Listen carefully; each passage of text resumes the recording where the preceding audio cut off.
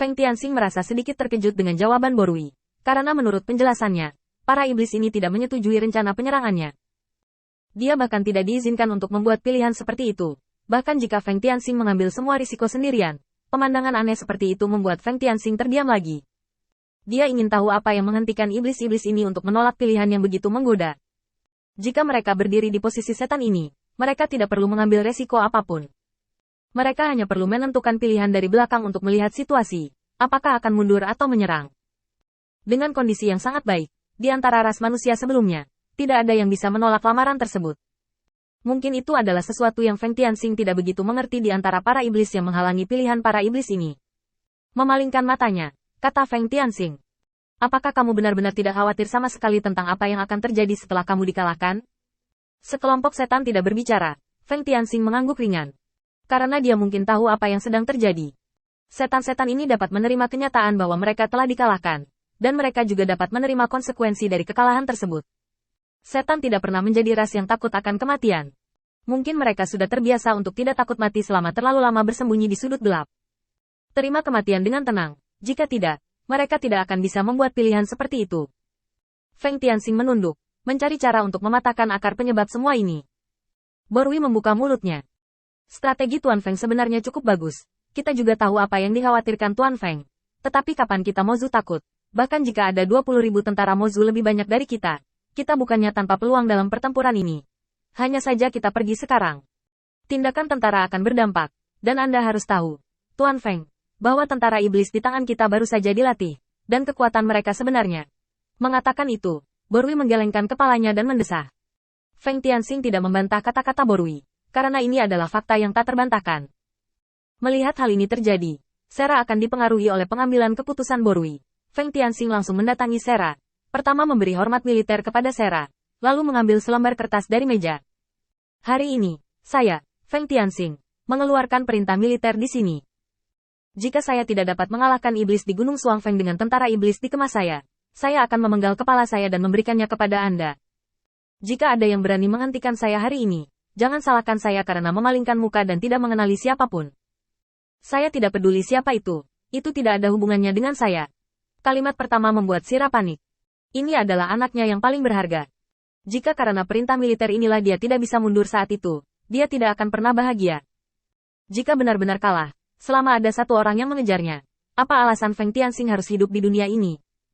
Terlebih lagi, Sera sangat mengenal bawahannya, dan mereka sangat tidak puas dengan tindakan Feng Tianxing. Beberapa hari yang lalu, ada Feng Tianxing yang mengelola kamp, yang membuat beberapa jenderal iblis sangat tidak puas. Jika bukan karena tekanan Sera, masalah ini akan cukup bagi Feng Tianxing untuk minum sepanci. Sangat tidak mungkin bagi Sera untuk menyetujui trik seperti itu sekarang. Tapi saat dia hendak membujuknya, kalimat kedua Feng Tianxing membuatnya tutup mulut. Apa yang ingin dilakukan Feng Tianxing? Dia benar-benar tidak memiliki kualifikasi untuk menghentikannya. Kecuali dia tidak mau mengenali anak itu. Sera cukup terjerat dalam hatinya, dan dia tidak tahu harus berbuat apa untuk sementara waktu. Dan di kamp saat ini, setelah keheningan singkat, beberapa jenderal iblis tiba-tiba berdiri. Tuan Muda Feng, Anda tahu bahwa perintah militer itu seperti gunung. Jika ada sedikit pelanggaran, jangan salahkan saya karena bertindak dengan perintah militer. Jika Tuan Muda Feng bersikeras membuat perintah militer ini, maka kami tidak punya alasan untuk tidak menemani kami. Untuk pernyataan ini, Feng Tianxing sangat diharapkan dan tidak keberatan sama sekali. Karena iblis ini sendiri tidak peduli dengan kematian, maka gunakan hal lain untuk memikat mereka. Tidak peduli bagaimana Anda melihatnya sekarang, reputasi Anda sebagai boneka sangat stabil, dan Anda tidak memiliki banyak catatan memimpin pasukan, tetapi Anda dapat memimpin begitu banyak pasukan. Jelas tidak masuk akal, dan jelas beberapa orang tidak akan menerimanya. Mereka hanya ingin mencari kesempatan untuk mencabut hak Feng Tianxing untuk berada di kamp militer. Sekarang Feng Tianxing menggunakan masalah ini untuk menggoda mereka. Bayangkan saja, seseorang yang tidak memiliki pengalaman dengan penyakit, tetapi dapat mengelola kamp yang terdiri dari hampir 10.000 setan. Ini jelas akan membuat orang iri.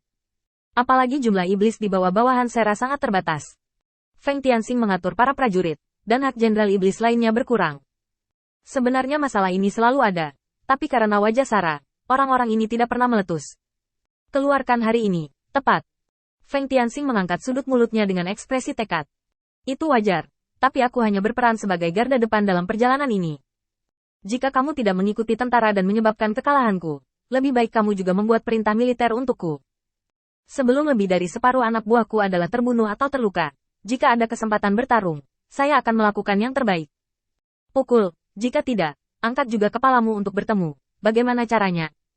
Sekelompok setan telah lama ingin menyingkirkan Feng Tianxing, yang menghalangi, dari kamp militer. Sekarang ada kesempatan seperti itu, mereka secara alami tidak akan melepaskannya. Melihat kelompok iblis ini hendak mengeluarkan perintah militer dengan Feng Tianxing, Borui tiba-tiba terbatuk. Tunggu semuanya, meskipun Tuan Muda Feng bersedia membuat taruhan sebesar itu, situasi pertempuran itu sendiri tidak statis, dan jelas tidak masuk akal untuk bertaruh pada kepala manusia. Semua jenderal adalah personel penting di bawah Jenderal Sera. Dan Tuan Muda Feng adalah satu-satunya putra jenderal. Kamu sangat penting bagi kami semua, jadi jangan menganggap enteng hidupmu sendiri. Sekelompok setan melihat bahwa apa yang dikatakan Borui masuk akal, dan jelas mustahil bagi Feng Tianxing untuk mempertaruhkan nyawanya. Sera tidak akan mengakui perintah militer ini sejak awal. Oleh karena itu, semua iblis juga menuruti kata-kata itu satu demi satu.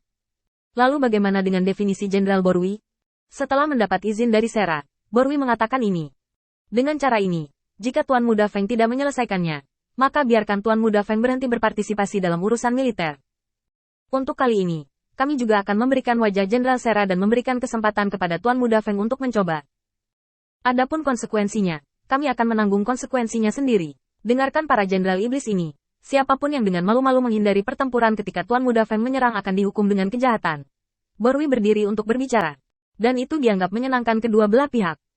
Dia menyetujui rencana Feng Tianxing, memberinya dukungan, dan pada saat yang sama memberikan kesempatan kepada para jenderal iblis ini untuk mencoba. Bahkan di pihak Sera, dia juga memperhitungkan. Untuk bisa menangani lumpur dari ketiga pihak dalam waktu sesingkat itu, ternyata Borui masih memiliki beberapa standar. Apa yang kalian pikirkan?